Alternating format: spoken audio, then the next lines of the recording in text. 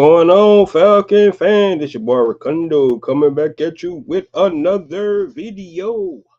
So today, guys, we're gonna talk about it's Falcon Fan Talk Monday. Definitely gonna get into what Coach Morris had to say today and some of the players that we heard in today's press conference after today's OTA practice. The Atlanta Falcons are going into the last week OTAs. Next week, they have mandatory minicamp, and then yes, we go into a long boring, off season where the players go away.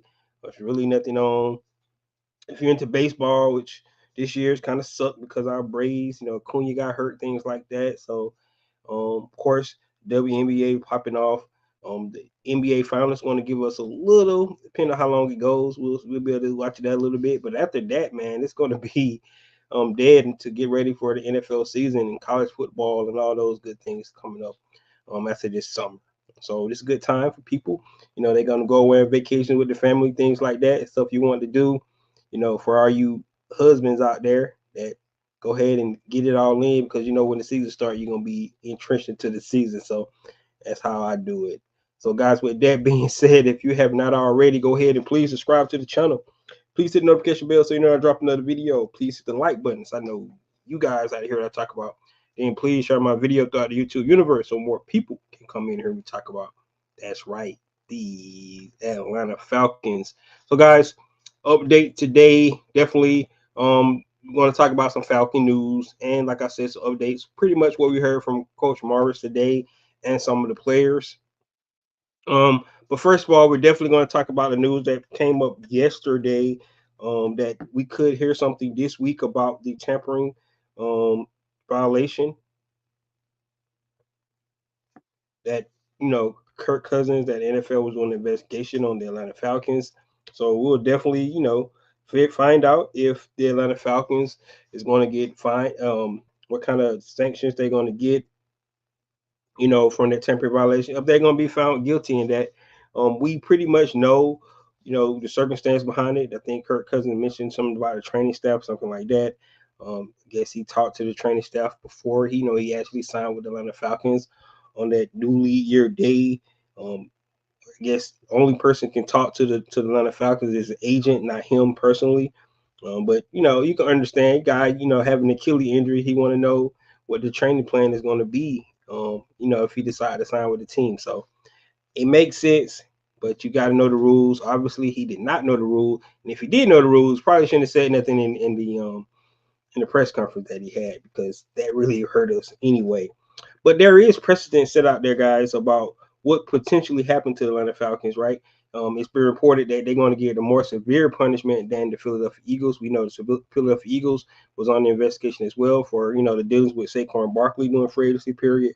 But, the precedents that, we can definitely glean from is one in particular is from the Miami Dolphins, which I don't see the Atlanta Falcons getting something this severe because I don't think, with Kirk Cousins talking to the trainings is not as bad what the Miami Dolphins did.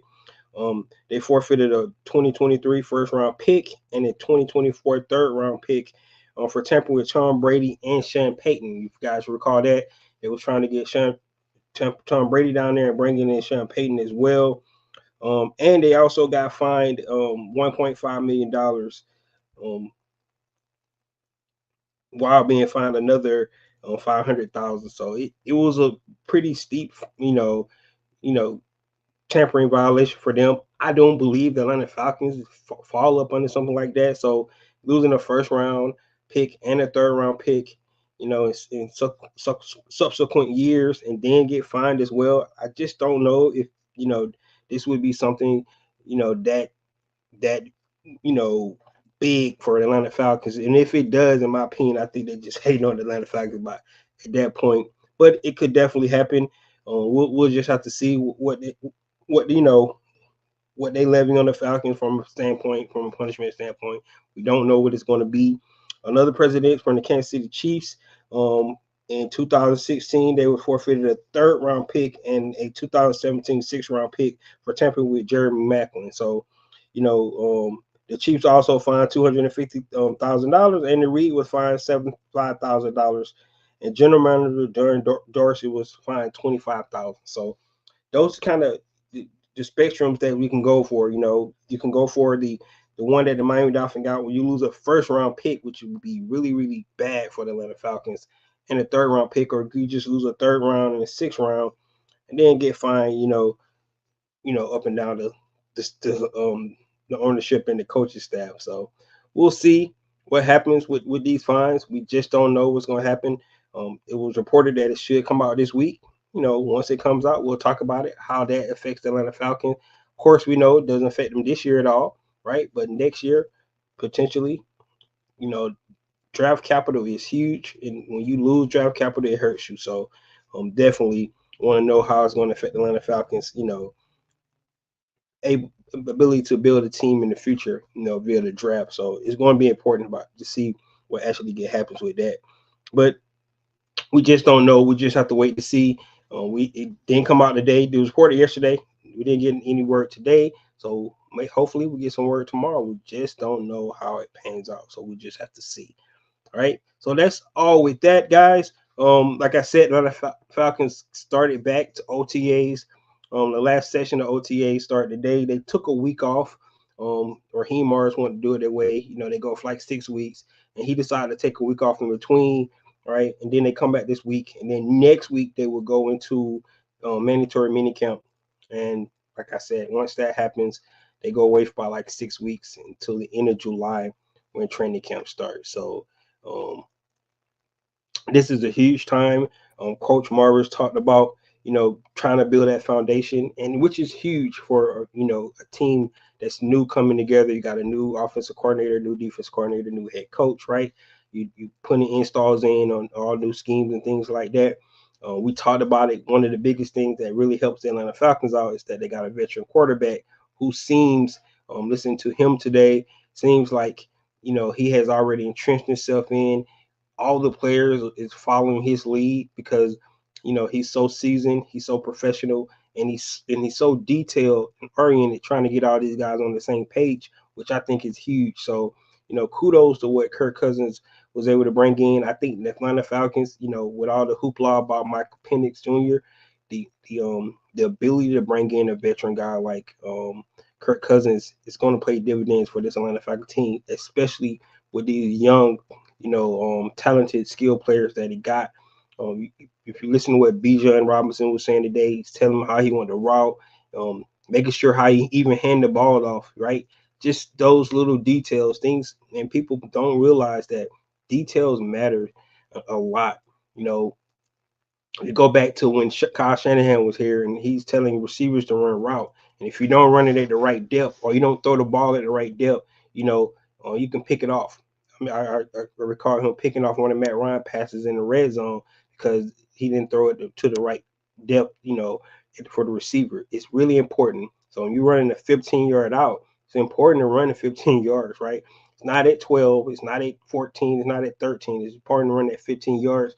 And now defensive players are so good. So yes, you have to make adjustments. You kind of see what a guy like Travis Kelce does, right? Kind of him and Patrick Mahomes has that great chemistry. And I don't know if Travis Kelce even run routes. He just get open, to open spot, and Patrick Mahomes is finding him there. But those little details and that chemistry that you build, you can see the chemistry that Kirk Cousins is building with Kyle Pitts already. I think Kyle Pitts is showing that he's 100% healthy. I think he's going to have a really good season this year, but it's not just going to be him. You just love the way that Kirk Cousins is when he talked about that he every time he get a play, he draws it out, and he can visualize it. The reads go from left to right, middle to short yardage, the deep yardage, right to the middle. All those things matter when you call them a play, right? With your first read, that second read, and you be able to visualize it. And he say he writes it down to visualize it. So, he's trying to familiarize himself with the offense as best as he can, and then make sure he passes it on to his teammates as well. We heard from Jake Matthews talking about, it just the confidence that he already displayed with his team. Like they all feel like they're going to be able to make a play.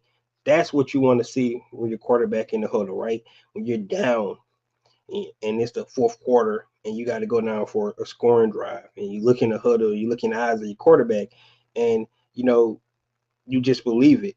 I know you guys, if you think about it, when you hear story about Joe Montana against against the Cincinnati Bengals, right, in the Super Bowl, and he's going down, and everybody remember the catch he threw to John Taylor, right? But before that drive started, they say he got in the huddle and he looked in the stands and saw John Candy, right? And he say, "Is that John Candy?" Now, it's a big moment in the game, right? He doing a drive down the field to win the Super Bowl, and he's that calm and cool and collected, right? That's what you want to see. Now, I'm not saying that that's Kirk Cousins going to be Joe Montana, but if you can give your team that confidence, right? Everybody's gonna come out. They're gonna say we can get this done, right?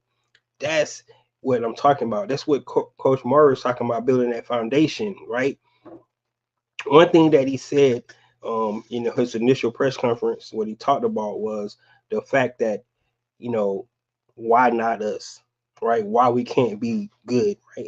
And for Atlanta Falcons, for a fan base that's starving for a winner, right? At some point we just got to say why not us, right? Why we always got to be the team that's on the wrong side of history that does something that that football fans can laugh about. I know you guys remember the play a couple of years ago on the onside kick, and we just let the ball spin, right?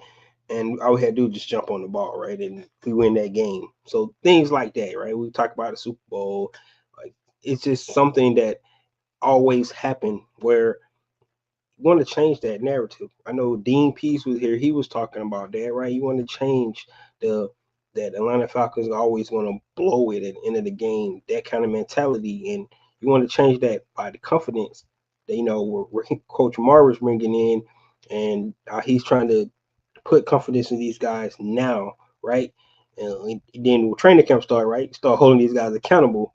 But right now, you got to make them believe that they can all accomplish great things this season, and that's what we want, right? That's what this part of the time of the season is. Everybody, every team around the NFL feeling confident and believing that they're gonna make something happen this year.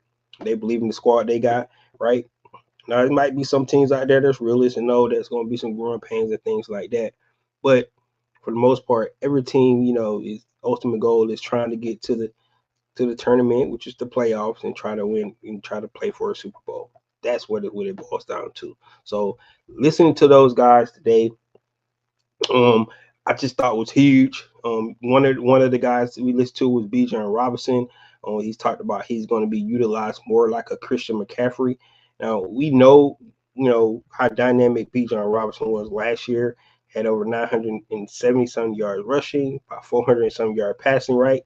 58 receptions, 8 touchdowns. So he was really he was really well last year, but a lot of us felt like he could have been even using more. I think he had over 270 some um, carries as a running back. But if you're going to utilize him more as a Chris McCaffrey, that means he's going to run the ball more, right, and be utilized more in the passing game, right? The, the interesting thing about Bijan Robinson is the fact that Tyler Algier is on the team as well, and we know how talented of a runner he is. So being able to have a mixture of those two guys, getting their touches, affecting the game, it's going to be huge. It really is. It really is. Um, and sometimes last year, if you just looking at it, it seemed like those two guys maybe underutilized, um, to the extent where you felt like we could have won more games by them being utilized, right? BJ mentioned they're not just going to run zone, which they're still going to run that wide zone, but they're going to run a little bit more, probably gap scheme as well. Some of the things BJ mentioned he ran in college, right?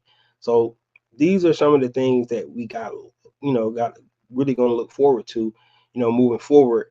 But BJ being able to just envision him being, utilized like a Christian McCaffrey, and I would argue probably with offensive player of the year last year for all the things that he was able to do. So you have to take your hat out to what Christian McCaffrey was able to do. So, um, but in the long run, some of the things that we heard today, just positive, make you feel good from all the players. We heard from Richard Grant, right? Learning a new scheme, probably his third scheme that he don't learn since he's been here. AJ Terrell is back on the field as well. Um, he's going into that leadership role, going into his fifth year of his career, along with Jesse Bates. So just all positive vibes, which you really should be expecting this time of the year. I don't think that's a big concern or something that like wow, um, everybody sound positive. That's what you expect to hear this time of year, right? That's really, you know, no surprise that these guys are all positive and they feel like they're gonna really be successful this year, right? If we go back to last year, right, and I know for a fact 100% that we all felt the same way about the additions they made on defense side of the ball and things like that, right? Well, this year they went opposite. They made a lot of additional offensive side of the ball. Um, Defense stayed pat, so it's really going to be interesting to see, what the Atlanta Falcons be able to do this year. So, guys, with that being said, what I really want to talk about today was how do our Atlanta Falcons, stack up against the guys, other teams in NFC, not just the NFC South, NFC entirely, right? Um, and that's what we're going to talk about today to end this show today, guys. So NFC, right? We know NFC is not as dominant right now as the AOC, right? You think about AOC, it's a lot of good teams on AOC. Um, that's going to be brutal over there, right? You just think about the AOC North. That's a tough division. You go to the NFC, AOC South. That's a tough division with the Texans, the Jaguars, the Titans. I think all those teams are going to really be good. The Colts, they're getting their quarterback back. Anthony Richardson, I think he's going to play a part in that. Um, so it's a lot of, look at the NFC, AFC West with Kansas City. You expect the Chargers to be a little bit better this year, right? Um, don't know about the Broncos. The Raiders had a good past, start towards the end of the season. They started to come on a little bit, right? They're one of the teams that beat Kansas City at home, right? So you gotta like what the AFC is bringing over there, right? But now you go to the NFC, right? It's some teams that that's going to be at the top. Then it's a lot of teams that is waiting, holding on to those last, couple NFC spots, especially those two wild card spots, and those three wild card spots, the fifth, sixth, and seventh seeds. It's probably going to be a lot of teams that's trying to make it from an NFC standpoint. So, but we're looking at a team like the San Francisco 49ers, who was in the Super Bowl last year. You expect them, because they're one of the most balanced teams that in the NFL. From offense to defense standpoint, they got playmakers on both sides of the ball, all pros on both sides of the ball. They have a lot of confidence in their quarterback and Brock Purdy. We just talked about Christian McCaffrey. We know what he brings to the table. They still got Deebo Samuel. They signed another receiver out of Florida. Brandon Ayuk, we still know his wide receiver. His contract situation, we just seen what Justin Jefferson got, so we know Brandon Ayuk was like, show me the money. I think those receivers, we talk about this real quick. I think those receivers, the CeeDee Lambs, the Chase,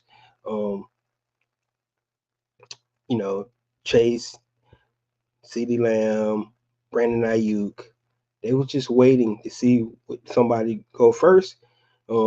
Justin Jefferson set the market at $35 million a year, one of the highest paid non quarterbacks in the league. Probably, actually, he's the highest paid non quarterback in NFL history. So, he has set the market right now.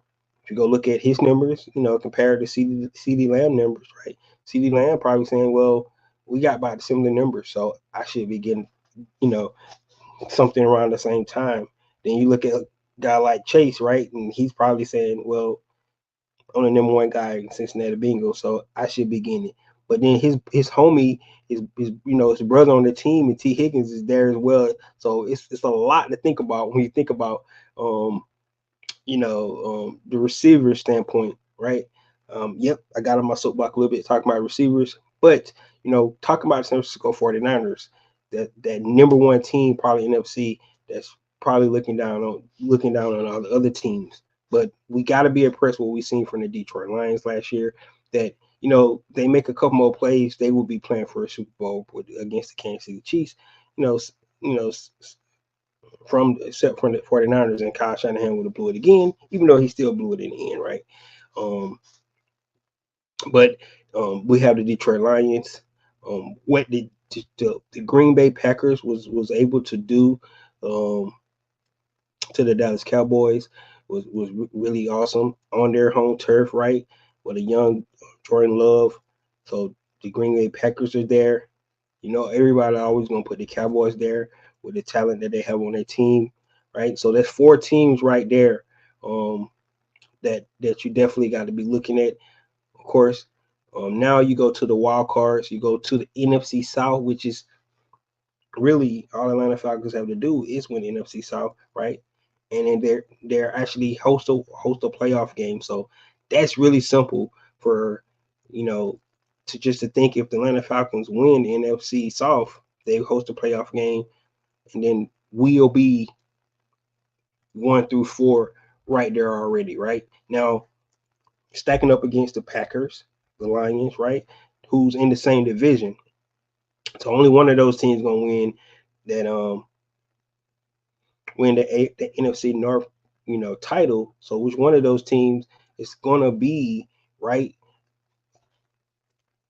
It's gonna be number 5 or number 6 or number 7 in a wild card spot because only one of those teams will win. Now you look at a team like Chicago, who they do have a rookie quarterback. However, if you look at what you know what's the name is coming in, and Caleb Williams is coming in, with the skill players that he have around here with the Keenan Allen, right? DJ Moore, um, Roma Doomsday, right? Cole Kmet. He has you know, DeAndre Swift. He has a good supporting cast around him. So Caleb Williams is coming in a good situation. So I would say that Chicago will definitely have something to say in the AFC North as well, which is going to be interesting to see how that division pans out between Detroit, Chicago, and Green Bay. Right? Didn't mention NFC East, right? But like I said, the Cowboys are going to be one of those teams. Of course, the Eagles, who actually lost the division last year, right? But they was a playoff team, right? But you got to remember the Eagles started off 10-1, right? Then they fell off a cliff towards the end of the season. But the Philadelphia Eagles definitely improved their team this offseason. So we expect those guys to be back, be better. And I think, between them and Dallas Cowboys, and maybe you can throw the Washington Commanders in there as well. They have a new quarterback, but I can see Dan Quinn, galvanizing those guys because that's what he does, and having those guys playing really good football during the season in his first season there with the Washington Commanders. So the NFC East is really going to be tough, right?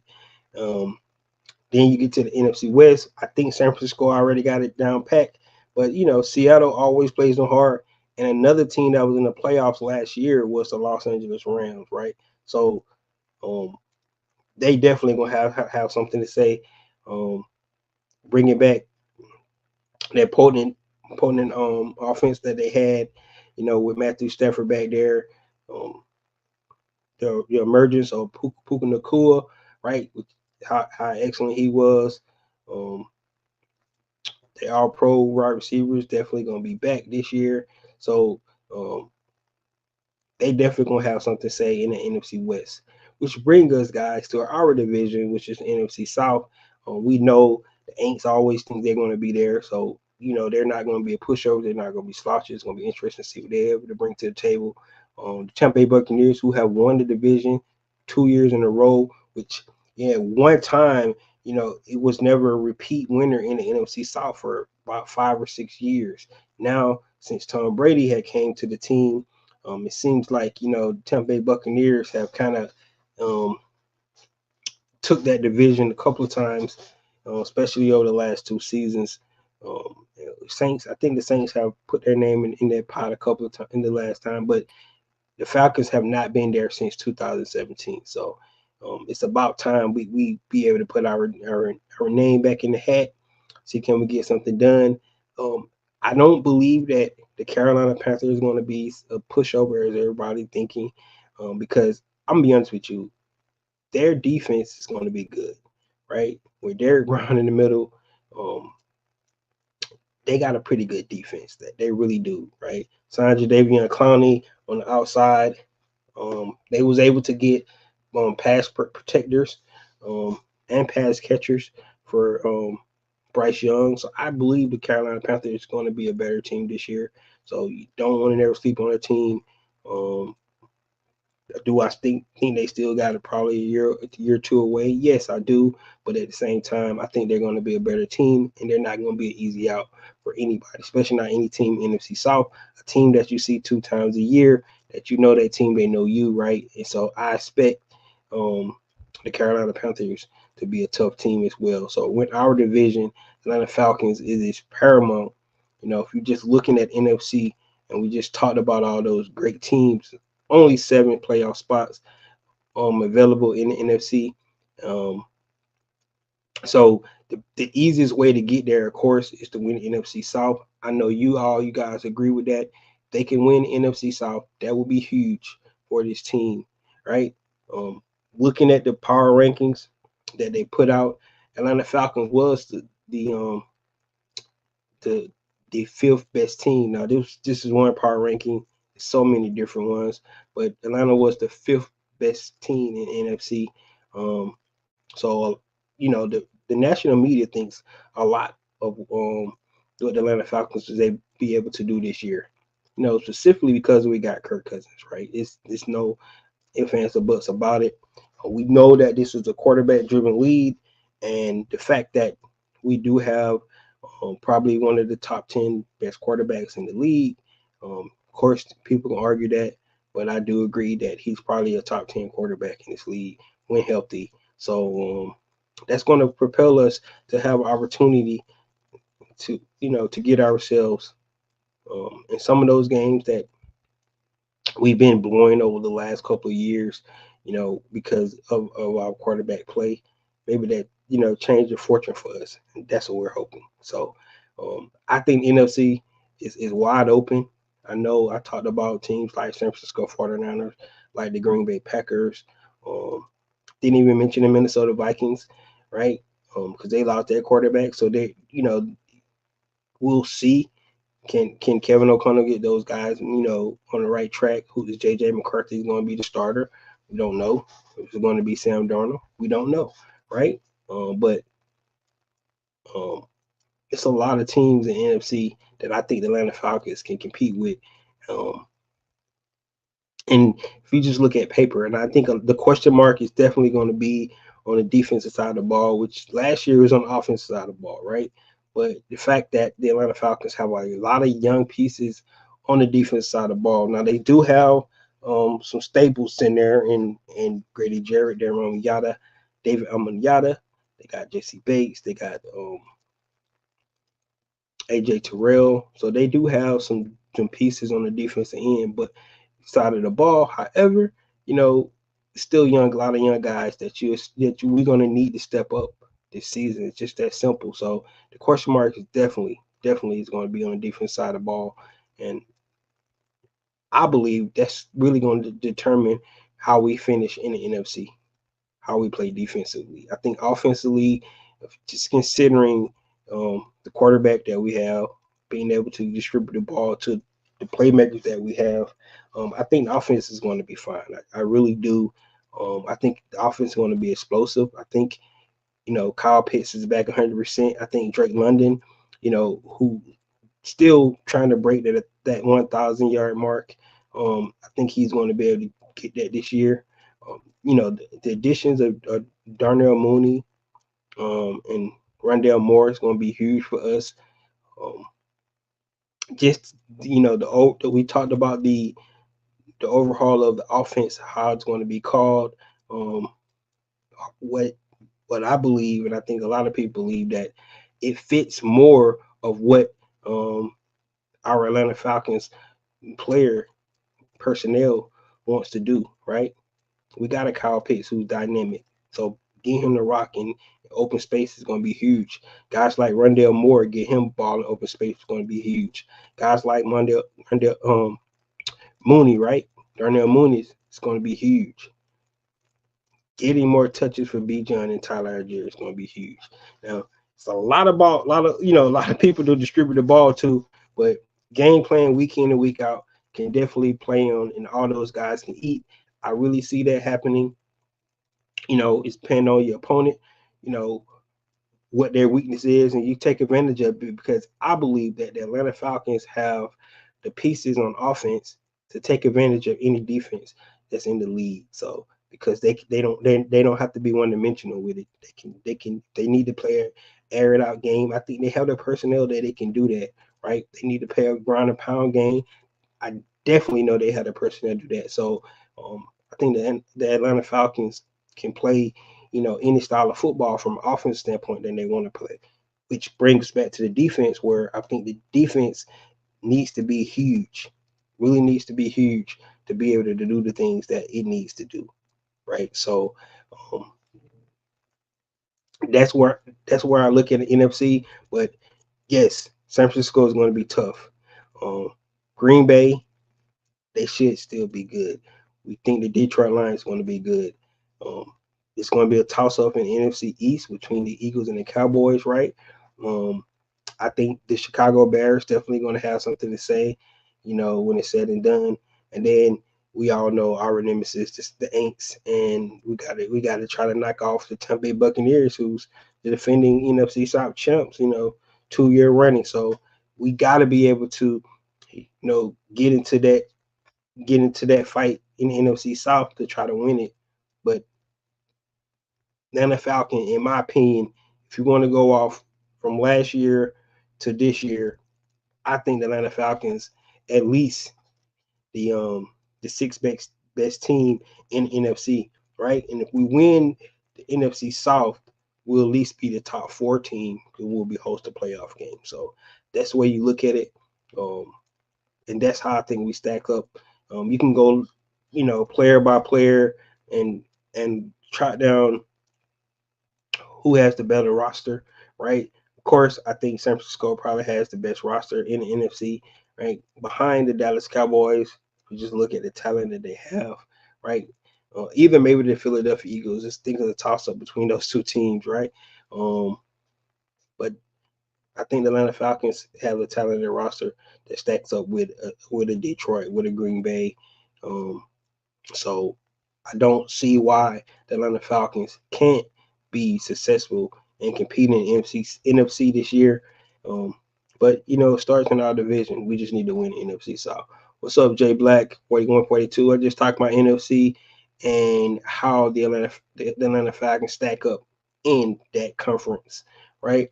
Um, and just talked about a ranking that they had the Atlanta Falcons ranked 6 in the NFC, which I think, in my opinion, is really accurate if you're going off where we were last year to potentially where we can be this year, right? Now, by end of the season, we could be ranked way higher than that. By all means, I hope we do. But going into this this off season right now, right? And it doesn't matter that we rank 6, right? Because we win the division, we'll at least be in the top 4, and we host a playoff game. So, um, 2 of those teams that I was talking about, it's going to be a wild card, because only one team can win, in the division, right? So between the Cowboys and Eagles, only one of those teams going to win. One of those teams going to be the 5th or the 6th seed, right?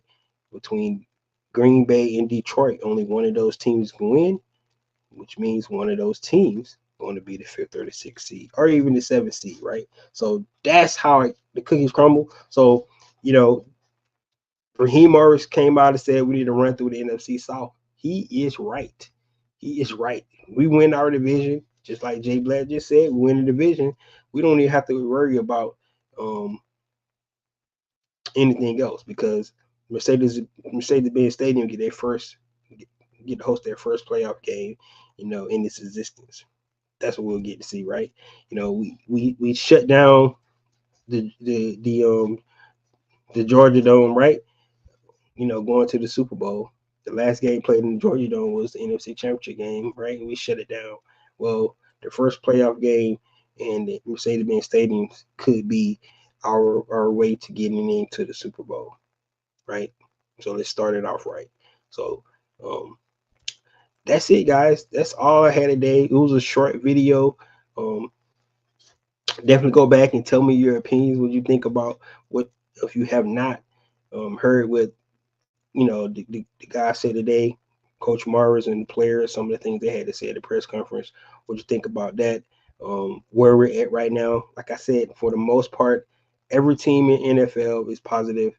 They're all thinking about, they're going to have a great year and things like that. That's what you're supposed to say this time of the year. I reiterate, that's what we said last year. So we always want to be positive, guys, especially on this channel, guys. I'm just going to let you know that. But give me your thoughts on that. Also, give me your thoughts on what you think the punishment is going to be if we get penalized for the tampering with Kirk Cousins. And then last but not least, your opinion, where do we stack up in NFC? I know a lot of people said it doesn't matter. As long as we win NFC South, we'll be good. But we'll just have to find out. But guys, that's all I had today. It was a short video. We are getting down to the dog days of summer. The Atlanta Falcons got a couple more practices this week, and then they'll go to mandatory practice mandatory minicamp next week, and then it's crickets, man, until the end of July. So a lot of dead time. Like I said, for you guys that utilize this time to do stuff with your families and your significant others and things like that, because if you like me, when football season start, man, it's all tunnel vision then, because I'm all into college football. I'm all into these Atlanta Falcons. That's what I do every season, so it won't be no different this season. And I'm really gonna be excited. So guys, that's all I have. Thank you guys for coming and kicking it with me today. Short video, shorter than usual. I usually go for an hour, but 40 minutes. I think we're right on track based off the information that we've been getting lately. So soon we hear something about tempering, I definitely will be back. So this is your boy Ricondo coming back at you with another video. Peace.